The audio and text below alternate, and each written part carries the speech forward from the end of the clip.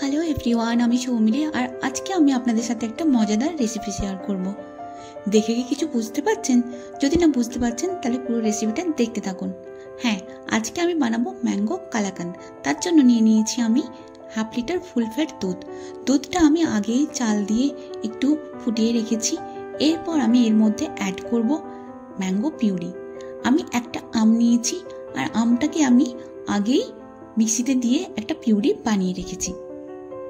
এরপর হাই ফ্লেমে আমি ভালোভাবে ম্যাঙ্গো পিউরিটা দুধের সাথে মিশিয়ে নেব।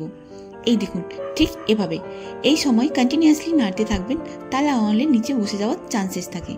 কিছুক্ষণ পর দেখবেন দুধটা কাটতে শুরু করেছে।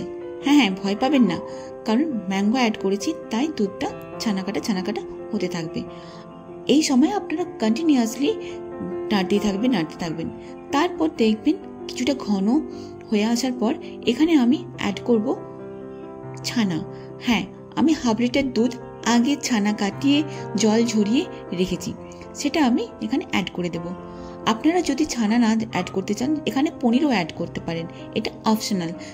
সেক্ষেত্রে আপনারা 100 গ্রাম পনির নেবেন আর সেটাকে গ্রেট করে নেবেন, তারপর এটার মধ্যে অ্যাড করে দেবেন। এই সময় আমি দেখুন চিনি অ্যাড করে দিচ্ছি। চিনি আমি এখানে 4 চামচ ইউজ করেছি। আপনারা আপনাদের স্বাদ অনুযায়ী ইউজ করবেন, কারণ অনেকেই একটু বেশি মিষ্টি খেতে পছন্দ করে, অনেকেই আবার কম। তারপর দেখুন আমি এখানে গুঁড়ো দুধ অ্যাড করছি। গুঁড়ো দুধটা দিলে ঘনত্বটাও ভালো হয় আর খেতেও ভীষণ টেস্টি হয়। আপনারা কিন্তু গুঁড়ো দুধটা একদম স্কিপ করবেন না। আর তার সাথে সাথে আপনারা এখানে এলাচের সামান্য গুঁড়ো ইউজ করতে পারেন। এরপর কন্টিনিউয়াসলি এটাকে নাড়াতে হবে, কারণ নিচে লেগে যাওয়ার চান্সেস থাকে।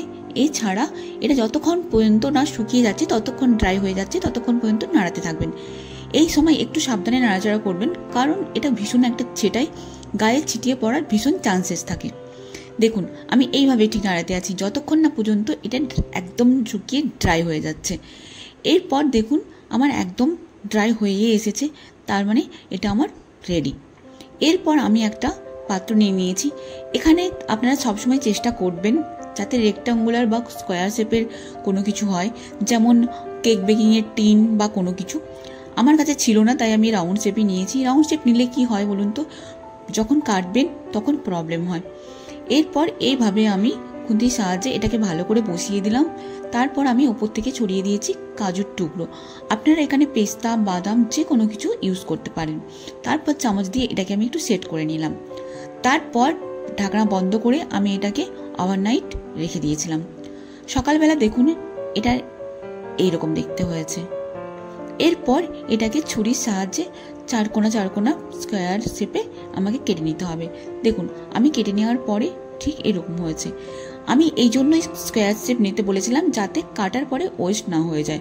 রাউন্ড শেপ নিলে যখন আপনি চৌকো করে কাটবেন তখন অনেকটা ওয়েস্ট হয়ে যায়। আমার কালাকান্দ একদম রেডি। আম থাকতে থাকতে, মানে আমের সিজন চলতে আপনারা বাড়িতে একবার অবশ্যই ট্রাই করবেন। আশা করি আপনাদের ভালো লাগবে, বাচ্চাদের তো খুবই ভালো লাগবে। রেসিপিটা যদি ভালো লেগে থাকে তাহলে ফ্রেন্ডস, ফ্যামিলিদের সাথে শেয়ার করতে ভুলবেন না। আর একটা লাইক অ্যান্ড কমেন্ট করবেন। যদি বানিয়ে থাকেন বাড়িতে, প্লিজ আমার পেজটা ফলো করে দেবেন।